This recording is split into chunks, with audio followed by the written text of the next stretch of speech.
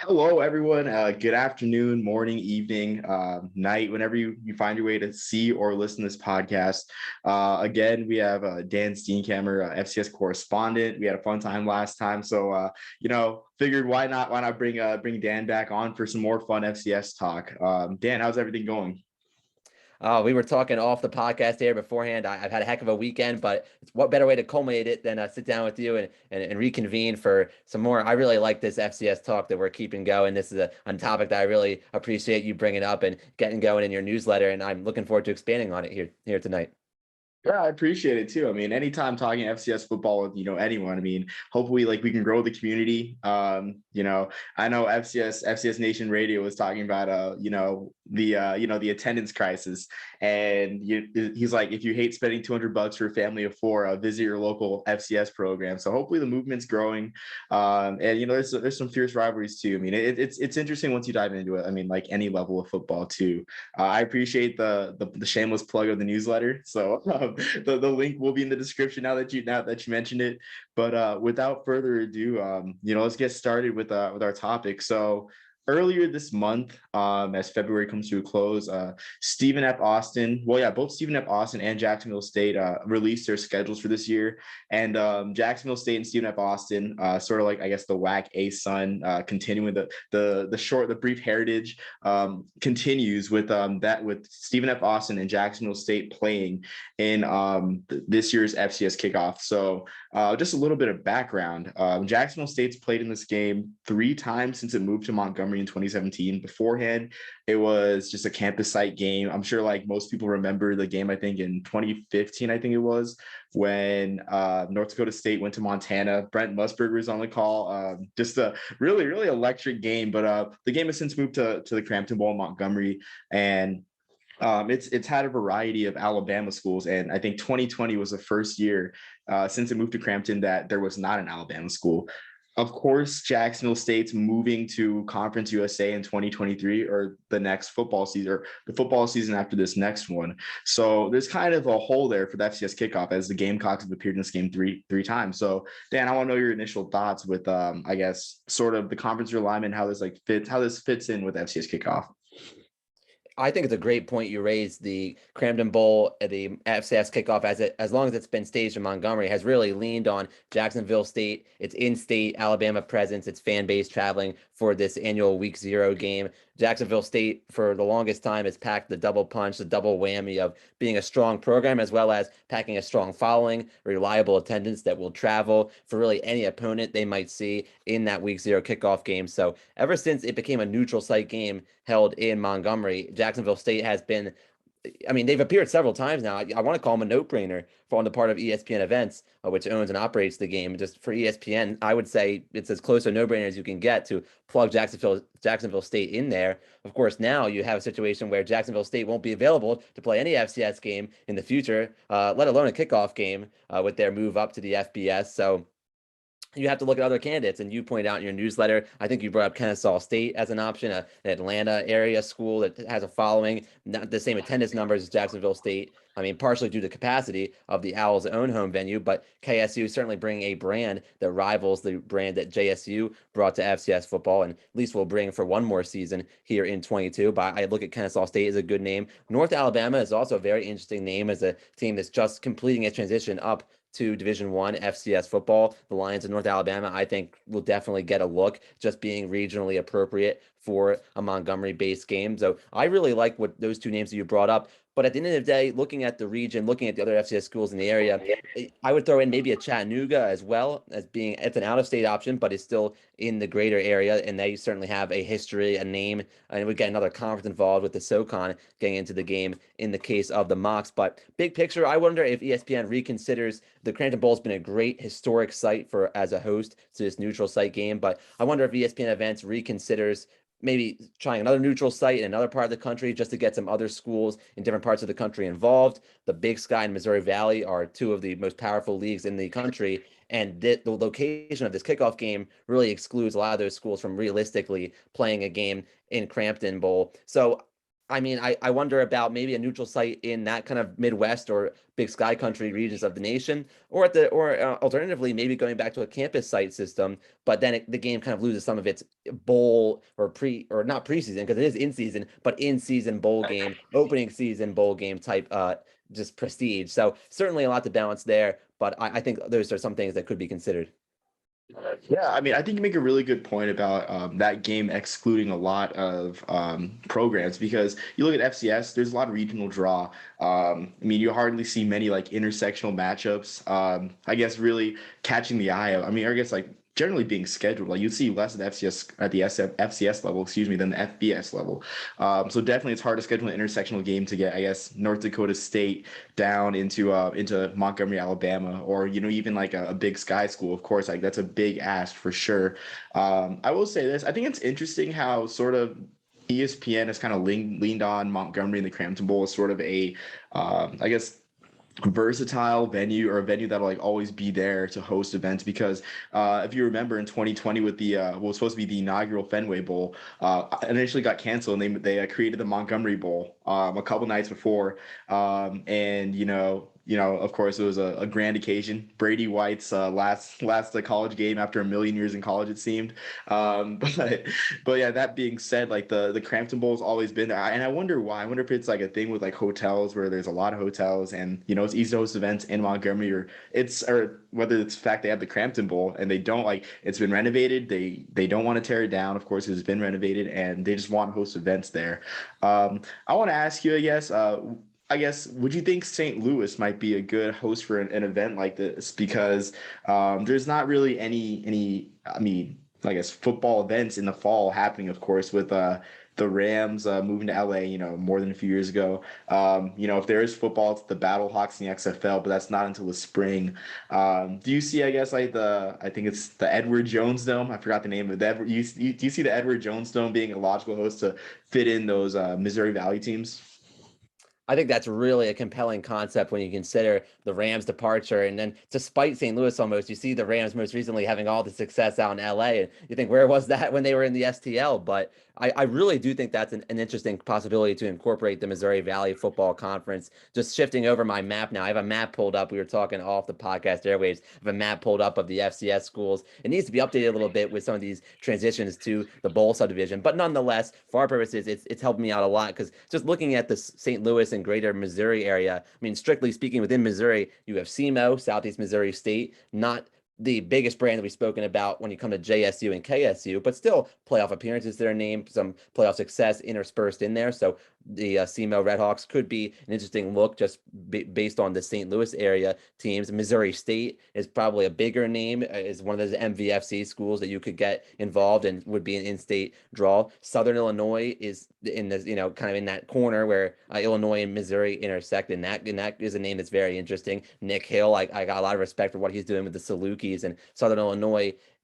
didn't have the greatest finish to its season in 2021 with the way the playoffs came to a close in the Fargo Dome. But big picture, I think Southern Illinois has history to its name in the subdivision in the FCS and could be a nice team to get involved. Illinois State would be looking up more north, but it's still not an outrageous trip for the Redbirds if they were to be involved. So I look at some of those names and just that jump out to me off the page, and I'm missing some for sure. But I think those are all names that I don't think would be necessarily realistic if you are totally wedded or tethered to the Crampton Bowl. Not to say that hasn't been a great host site for multiple kickoffs now, including the 2020 game, which was so important for the FCS to have Austin Peay and Central Arkansas being that huge spotlight game when there was a lot of uncertainty as to how much college football we would get that fall, of course. So it was a breath of fresh air to see some extent of it in the form of the FCS kickoff that year. So it's not to slight Montgomery whatsoever, but I think as alternatives go, St. Louis is very, very interesting. You could even look at somebody like Murray State in Kentucky and see the Racers. They've improved their program so much in recent years. Maybe they get in the mix as well. So it just would be a chance for other schools that aren't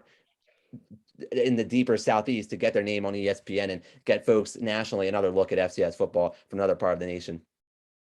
Yeah, I think the list of schools you mentioned is, extraordinary. And I think I want to imagine this scenario too. Like, ESPN is all about TV, almost so much so that it almost controls college football. Could you imagine a game in St. Louis, an FCS kickoff in St. Louis with Missouri State, and you have they Bobby Petrino, the bad boy of college football, coaching a nationally televised game, the FCS kickoff. It's really a grand concept. So maybe the bigwigs at ESPN think that up. Maybe they see this and steal our idea here. But it's a very good point too. And I guess with like staying on the point of ESPN events. Like the FCS kickoff course is the ESPN event too, but this year they moved the MEAC SWAC challenge to week 0. And instead they moved the Montgomery game to Wednesday night, Jacksonville State versus UAB, and sort of wasn't the FCS kickoff, it was the Montgomery kickoff. But the MEAC SWAC challenge did amazing in the week 0 time slot. Like it's 1.1 million viewers. I'm not sure what type of rating that is, but looking at the past 2 years for the FCS kickoff, you had 718,000 viewers in 2019 with Youngstown State and Samford, and then with the year before with an HBCU school playing it, of course, NCAA who definitely had a degree of national marketability with their Celebration Bowl victories. That game only drew 564,000. So do you see ESPN sort of putting their focus more on the MEAC SWAC challenge in week 0? After all, they did roll out the red carpet for their broadcasting team with Mark Jones and RG3. But do you see them shifting the focus to the MEAC SWAC challenge away from the FCS kickoff on week 0? I do think it's possible because you look at the numbers that the MEAC SWAC Challenge did, and they speak for themselves. I mean, that really is impressive, an impressive figure for not only an FCS game, but an FBS opening game. I mean, that would stack up against a number of FBS minimum group of 5 games and maybe even cracking some of the lower end Power 5 games as well for the prime time slot. Just a great showing for the MEAC SWAC challenge. And I think back to the most recent challenge game, and College Game Day was there as well, and that paid off for ESPN. The excitement and pageantry of College Game Day being there, the HBCU just traditions really shown through really well on the national stage as well. So I think ESPN certainly had a good impression of the MEAC SWAC challenge when it invested as much as it did into the most recent challenge game. It really did pay dividends. It paid off, is what I'm looking to say. So there's only so many resources you can put into week 0. There are fewer games happening in week 0, but at the same time, not every game can get the special treatment that you're sort of alluding to. So while I think that's a possibility, I do think since ESPN owns the FCS kickoff, ESPN Events, I should say, is owning and operating this FCS kickoff game, it remains in their best interest to find ways to keep it interesting, keep it a diverse lineup of teams, which Jacksonville State moving up may force their hand to do that and give some other fan bases the attention and the spotlight and get on more fan bases engaged more broadly. Because certainly in the FCS, I'm sure there are a number of fan bases that enjoy seeing, if not their own teams, obviously, their conference mates in the spotlight and getting a chance to see your conference mate play another conference's school and see how you stack up and things like that. And so ESPN Events, if they continue to mix things up with the FCS kickoff, I think they could see benefits from that. Yeah, absolutely. I mean, it's like I guess the question here is like, why not both? Why does one have to receive like most of the attention to? And the potential for both games, I guess, having the FCS kickoff be a lead into the MEAC SWAC challenge in primetime, because it looks like it's going to stay in primetime. I mean, looking at the schedule for week 0 this year, it's not that great of a schedule. I think New Mexico State is playing. I think that's like the only I think that's the only FBS versus FBS game, and that of course is a Flow Sports property, I believe. Yeah, a Flow Sports property. So I mean, that's ESPN's out of the equation there. All the other ones, look like West Kentucky is playing Austin P. I mean, it looks like a CBS Sports Network event right there. And it just goes down the line too. I mean, so ESPN could have those games be like sort of the lead in, and then the marquee game. One more thing I want to ask about this is what do you think about the idea of adding HBCUs in the mix for the FCS kickoff? Because the only HBCU to play in the kickoff game, of course, was 2018 with NCAA, as we mentioned before, against Jacksonville State. You look at all the HBCUs that are in the area. You have, of course, Alabama State. They've hit some rough times. They did almost win their division in 2020 in the spring season against A&M. I mean, you have A&M too. A&M's on the rise. Winning the SWAC title in the spring season and the HBCU national title. Aquil Glass. he's turned some heads at the NFLPA Bowl, of course the HBCU Legacy Bowl. I mean, that's another team right there, and of course the big HBCU elephant in the room, Jackson State, is only a few hours away. So not only do you get attendance, you also get a big TV market as well in years that they aren't playing the MEAC SWAC Challenge. So what do you think about I guess sort of the FCS Kickoff leaning more on those nearby HBCUs? I think it's likely to happen. I think ESPN increasingly appreciates the reality the HBCUs are getting more recognition, as they should. They've been achieving at a high athletic level for a long time now, and they've really, you hate to use the phrase entering the mainstream, because they've been mainstream for so long. But I think more broadly now, nationally, we have a better appreciation for the level of play the HBCUs are putting out there, and ESPN is giving them that platform in this era of time, and I expect that to continue.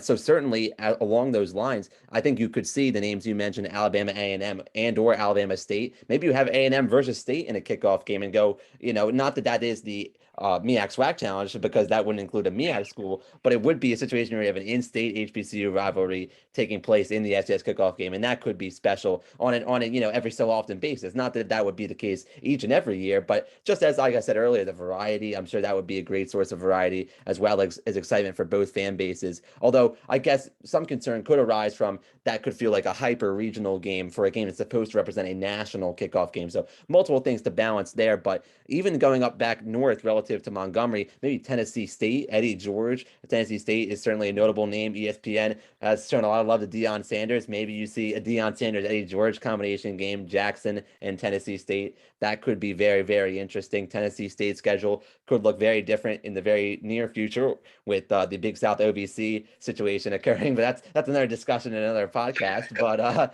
But certainly the names you brought up, I really like. I also like Florida A&M as a possibility. I mean, you had NCAA you mentioned come in for the kickoff game in Montgomery. Certainly Florida A&M could follow up with a trip similar to that in terms of maybe not distance, but I think hours approximately. It could be a longer trip, but I'm sure FAMU would make it pay off with the support that they bring, and they have a pretty big name in the FCS ranks as well historically. So I do think that ESPN will remain open-minded to the idea of bringing HBCUs into the fold of this game, especially since the bell cow Jacksonville State that started this whole conversation is on its way out of the subdivision and really won't be, I guess you could say, eligible, won't be available for the picking here for the FCS Kickoff.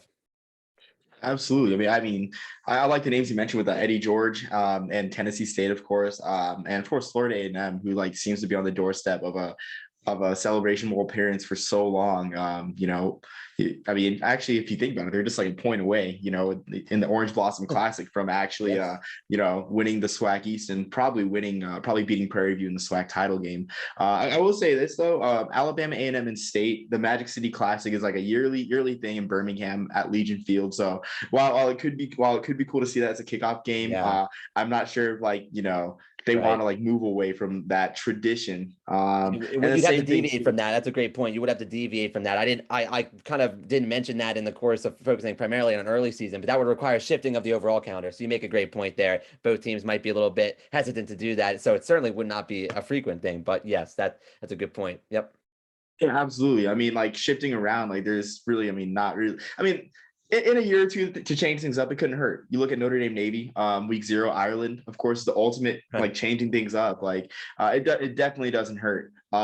So I mean, just interesting points there for sure. And I'll be interested to see how ESPN sort of does this in the coming years, because they announce these games a year out. And and I do enjoy that aspect of FCS scheduling, because they don't schedule too far out. I mean, of course, there's a few series it seems are scheduled for years on end. And I don't mean scheduled far out. It's just these teams are going to play each other. I was looking at the VMI Bucknell series, it's kind of a random pairing, but I guess I had sort of a Mandela effect thinking do you see these teams have been playing each other for a long time, when it really wasn't the case. But that is, I mean, just back to my point, that is why I like FCS scheduling, because they don't schedule too far out. So it'll be interesting to see in the coming years what ESPN does with FCS Kickoff as to scheduling and who they put in, whether they make it a more national game or not. So yeah, I'm excited to see it.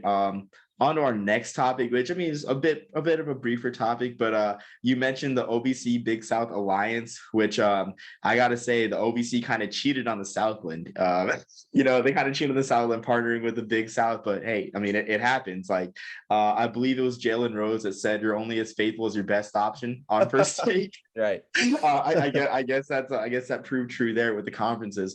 But with this, something that I wrote about last week was Robert Morris getting a more regionalized, I guess not even regionalized, but getting stronger with that Midwestern identity, because they're in the Horizon League. They play a good amount of Midwestern schools. Of course, in Olympic sports, in football, they were playing the Big South, and so they're sort of like, what are we? Are we a Midwestern team, or are we a South team? I guess I shouldn't say Midwestern. Are we a Rust Belt team, or are we a Big South team? So the OVC, of course, Eastern Illinois. You have Eastern Illinois in the footprint, Southeast Missouri. Not really Midwestern, but sort of Rust Belt. I guess East Midwest. I'm not sure what to call that region, but you get the idea of just like that area. Do you think this benefits Robert Morris from like building that stronger identity, or do you not think it matters in the long run? Oh, I think it definitely matters for the entire athletics department to kind of have a sense of our basketball teams and football teams aren't going to be going completely all over the map and divergent. Not that it matters. You don't want to overrate it or overstate necessarily, but I do think in terms of cohesion, there's something to the fact that football isn't going to be the team that has to make these lengthy trips all the way down to Georgia, say for the Big South, and they're the only team in the department that has to or gets to do that, depending on how you look at it. And then the other teams are more restricted or limited to these we said Rust Belt or these Mid-American, I guess, however you want to identify the region, schools in the middle of the country, or just the Midwest. We'll go with mid and Midwest. Neither of us are from this area of the country originally, so we're doing our best to get the appropriate naming, but we're going for a lot of different labels here, seeing what fits. But getting back to the main idea, Robert Morris in the Horizon League, you mentioned for the Olympic sports, and I think of Youngstown as well.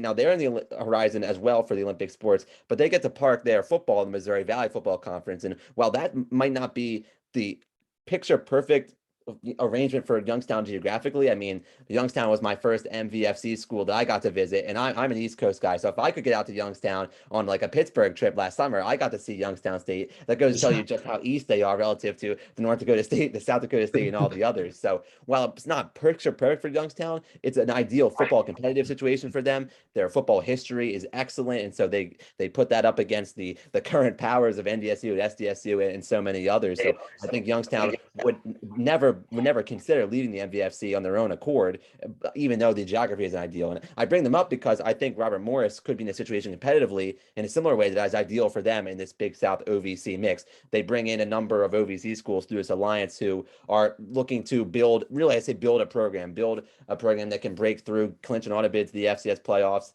You're not starting from scratch. Robert Morris has players to work with. I've enjoyed interacting with some of them in my social account and getting to know what they're trying to build there with the Colonials. I stopped at Robert Morris on the same Youngstown-Pittsburgh trip I referenced minutes ago. So I have a great appreciation for RMU. I certainly respect what they're looking to accomplish. And being in this OVC Big South mix might make things easier just from both a travel and competitive standpoint, because Eastern Illinois is looking to rebuild. I look at Eastern Illinois and Robert Morris on paper, and I don't know that it's going to be a rivalry all of a sudden, in the early going, but you mentioned Eastern Illinois in your opening question. I do think that's a fair, just on paper comparison, is I think Robert Morris will be getting away from certainly Kennesaw and the powers of the Big South and schools in the Big South that probably are a little bit ahead of them in terms of program progression. And they'll be joining a group of schools in the OVC that are similarly looking to find footing. Absolutely. And I mean, I guess in this day and age when conferences are, shy, or I guess straying away from the regional roots, it's not as big as it was, say, like in the 90s and whatnot, or heck, even earlier on, like throughout history, we'll just say that. But I mean, that identity is huge too, because you look at, FBS independents like UMass, UConn, Army, heck, even Army. I will say, like, it made sense for me. Like, I want UMass to be good, because I would love to see a regional rivalry between UMass and Army, because they play each other for the next almost 10 years and probably for every single year in the foreseeable future that UMass is independent. And the same thing with UConn, like frequently scheduling UConn as well. And even though Army's independent, it's cool to have a national schedule. It's cool to like get back to your roots with regional rivalries, you know.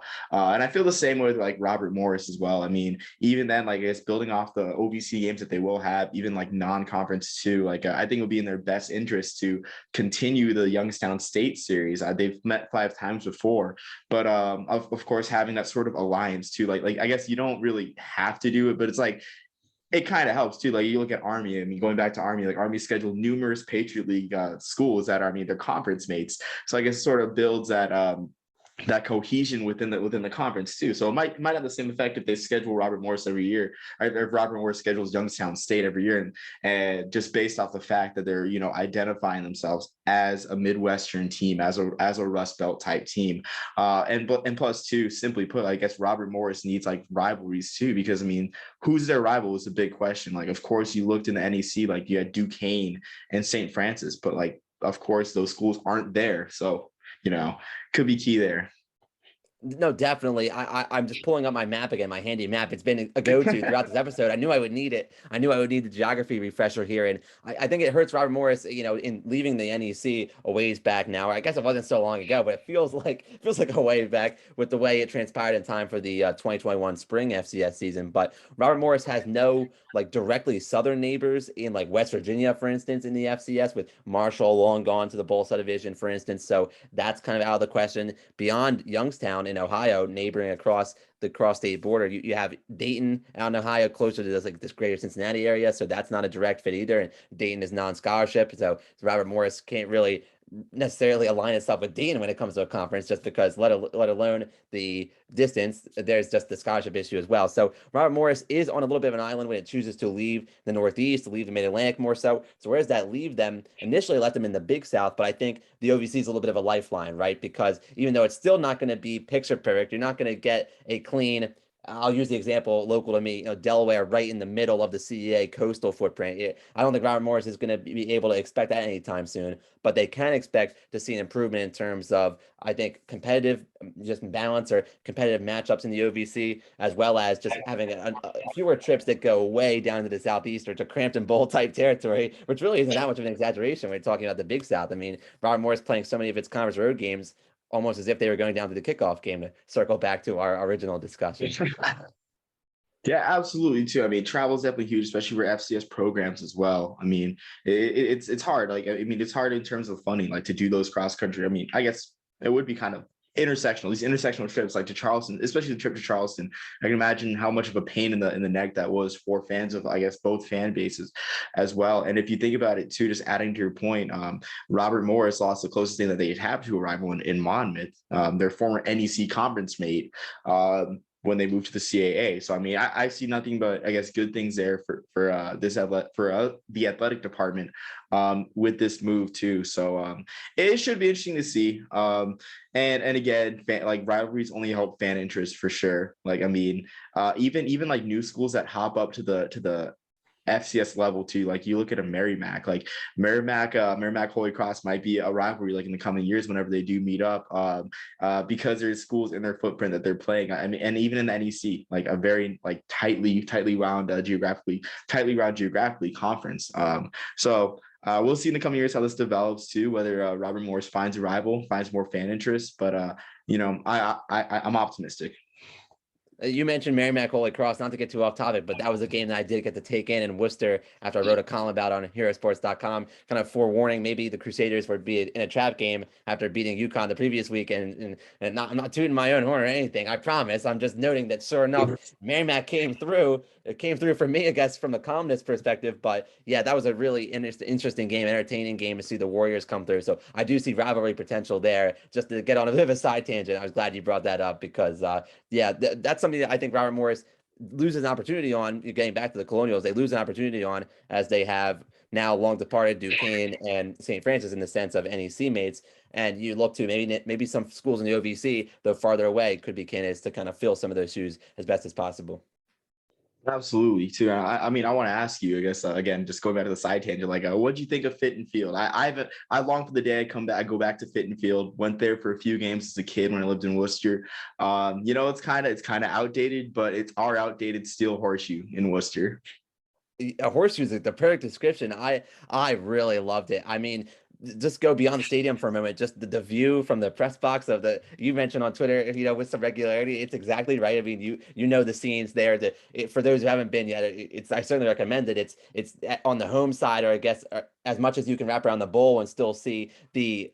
I guess it's a highway. I wouldn't be able to properly identify the highway in Massachusetts. Yeah, I'm me gonna get it either. wrong, but it's like interstate or big highway you can see with all cars whizzing by behind. I guess you call the visitor sideline side of the facility, and it's just an interesting view. It doesn't sound like an amazing view until you get there and appreciate you can kind of see the skyline beyond the highway too. A really, really nice and a large facility. I mean, this is a larger facility in capacity than Delaware Stadium, which is local to me right down the road. But it's similar in terms, I think, the age and how long it's been standing and the history to it and just the pedigree to its name, the games that have taken place there. So I think it should be on each FCS fans if you have any interest in seeing a new part of the FCS, maybe a little bit overlooked historically, but it's been around for a long time.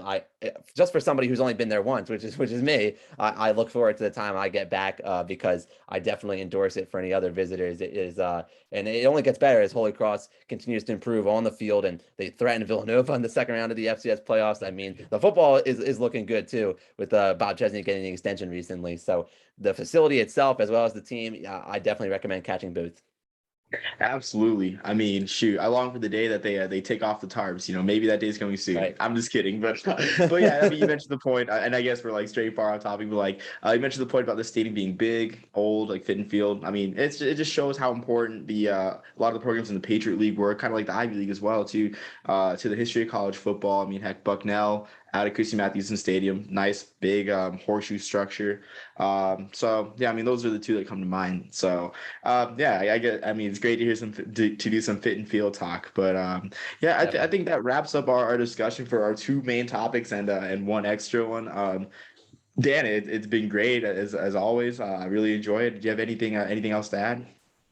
I guess I'll squeeze in just a little more on the extra. I was I had a great time visiting Bucknell as well in the summer. And I mean, fortunately, I didn't catch a game there, but just seeing the stadium, seeing the splendor of another horseshoe. I second your notion on Bucknell as well, not to short the Bison or anything like that. So shout out to Bucknell as well in terms of the history of their venue as well. But no, I think that sums up perfectly. It was great to delve into the FCS kickoff and then Robert Morris. They somehow overlap, right? You wouldn't expect it, but somehow we find a way to get them to overlap.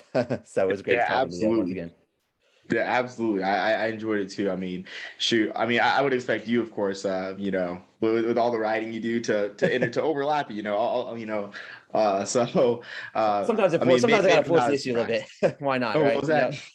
Sometimes I gotta I'm force sorry. the issue a little bit. Gotta make it work. Gotta make the topics intersect somehow. But this one actually, I think, is pretty neat. Yeah, absolutely. I mean, so yeah, we'll see this development in the coming years as a conference alignment, which it seems like it's done, but maybe it's not. But definitely a cascading effect with these two things, with conference alignment, and all because Oklahoma wanted to play Nebraska at night. So that's always my reason internally why this whole thing started. College football in a nutshell. Exactly.